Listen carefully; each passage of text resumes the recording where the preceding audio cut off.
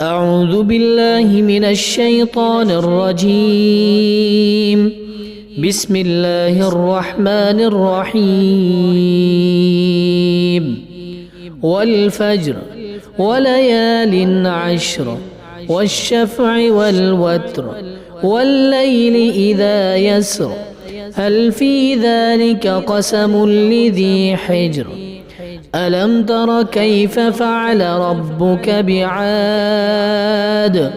إرم ذات العماد التي لم يخلق مثلها في البلاد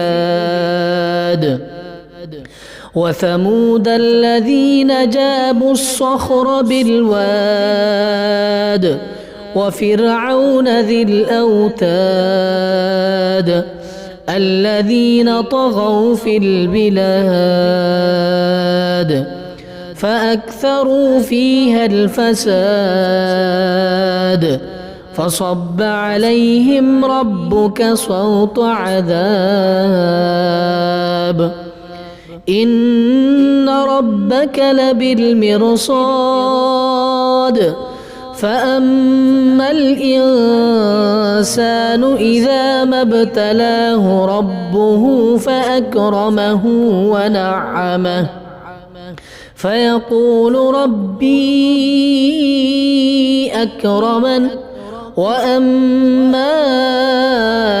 إذا ما ابتلاه فقدر عليه رزقه فيقول ربي أهانن كلا بل لا تكرمون اليتيم ولا تحاضون على طعام المسكين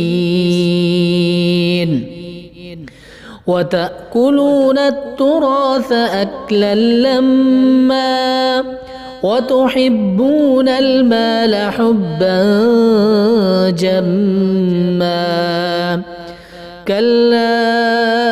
إذا دكت الأرض دكا دكا وجاء ربك والملك صفا صفا وجيء يومئذ بجهنم يومئذ يتذكر الإنسان وأنى له الذكرى يقول يا ليتني قدمت لحياتي فيومئذ لا يعذب عذابه أحد ولا يوثق وثاقه